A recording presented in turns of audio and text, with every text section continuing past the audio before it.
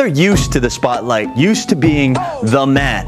Now both are splitting time, sharing carries, and yet they share a certain humility and willingness to sacrifice for the better of the team. Tonight, we go under the helmet with Leon Wright-Jackson and Kealoha Pilares, two high-profile speedsters making their mark in the Warriors' backfield. I think Leon's more of a speed guy, and I'm more of like a shifty guy. So if he has the chance to outrun you, he'll try to outrun you, But I think I'll just try to square up on you and just try to make you miss or something like that. Different running styles, different backgrounds, but one cohesive unit. Warrior fans started drooling months before Leon Wright-Jackson even arrived in Manoa. Highlights of the Nebraska transfer were posted on the internet, creating a huge buzz. I realized it, but I wasn't trying to pay attention to it. It's a great feeling, but, I was thinking what the Warriors want. Leon was a high school All-American, but life was not always glamorous growing up in Pasco, Washington. My dad just kind of abandoned us when I was little. My mom just met the wrong people, wrong time, and just got caught up in a lot of drugs and stuff. So when he was 7 years old, Leon moved in with his grandparents, who showered him with all the love and guidance he needed. But both have passed on since then. Last November, Leon added his grandfather's surname Wright to his original last name Jackson in honor of his sacrifice. During the hard times, my grandma and my grandfather were always there, when no one else was. So, I felt that I needed to carry that name with me, to keep the legacy going. Along the way, Leon's mom came back into the fold, picking up where his grandparents left off. She came back and she gave me and my sisters, all the love that, she owed us for being gone, but, she's better now. But through all the instability, Leon did have a rock on which to lean. He's known his wife Dominique since they were 10 years old, and his senior year in high school, he made it official. I was trying to make it romantic. I took her to a really fancy restaurant and had the waitress bring the box, to her, and she opened it. It was empty. Then I kneeled down and proposed to her.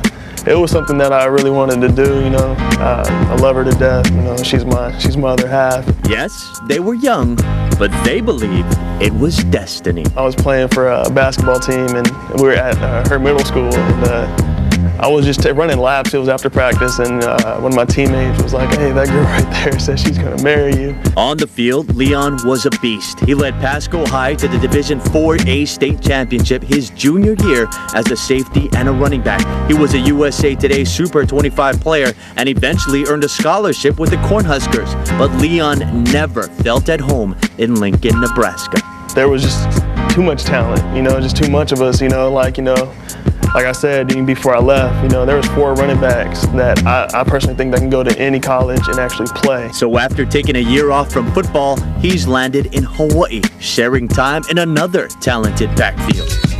Warrior fans saw Kealoha Pilares grow up right in front of them. The Damien grad was the 2005 State High School Offensive Player of the Year. He even led the once woeful Monarchs to the Division II championship game. I had a lot of pride, but once you step into these walls over here, in this school, all the high school stories don't matter. Kealoha drew interest from Oregon State, Boise State, Navy, and San Diego State. But his lifelong dream to be a fighter pilot took him to the Air Force Academy. Yet after a summer of orientation, he realized it wasn't for him.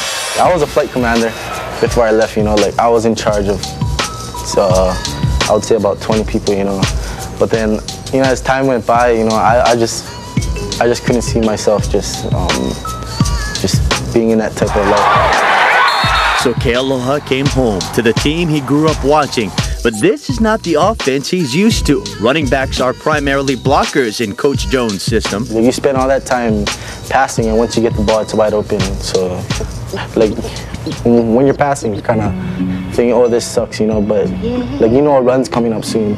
So it just makes everything much better, You just want to just block harder. Adjustments have been swift for both Kealoha and Leon, mostly because of their willingness to help each other and constant communication. Like there was one play where, Utah State, blew it up, and He's like, what happened on that? And I was like, well, they're coming in and they're cutting, they're cutting hurt down. So, you're going to try to have to bounce it or cut it up sooner. And, he does it, and I'll ask him the same thing. I was like, did you see what happened on that blitz? Did I miss anybody? Of course, neither will let you forget junior David Farmer, who's helped speed up the learning curve. And while they've both enjoyed their time in the end zone, it's Farmer's first trip against Utah State this year that got them most excited. It was so, I was so happy for him, out of everyone on the team, he deserves it the most, because he puts out so much work out there and just blocking, just hitting guys. So the paradox continues. Two premier runners competing for a chance to drop back and block.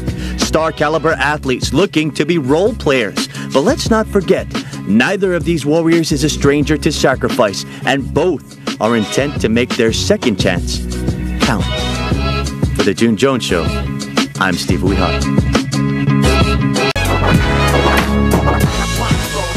Former President Henry Ford once said, you can't build a reputation on what you're going to do. No doubt this could be the year, the team that Warrior fans talk about for generations. This could be the squad that establishes UH as one of the nation's elite. But let's not skip ahead to the end. We're not there yet. Yes, the Warriors have the talent to beat every team that lies ahead, and that's just putting it nicely. But if there's anything we've learned in this crazy college football season, it's that anything can happen. Of course, the Warriors are hoping for the improbable. They're trying to shake things up and break through into that upper echelon of football's legendary programs. So forgive the cliche, you'll hear it every week. They're just taking it one game at a time. Because there's no room for looking past opponents or mental breakdowns. There's just too much at stake. And they've got their reputation to worry about. Our thanks go out to June Jones, Wright-Jackson, and Kealoha Pilares for being a part of the show. We'll see you next week.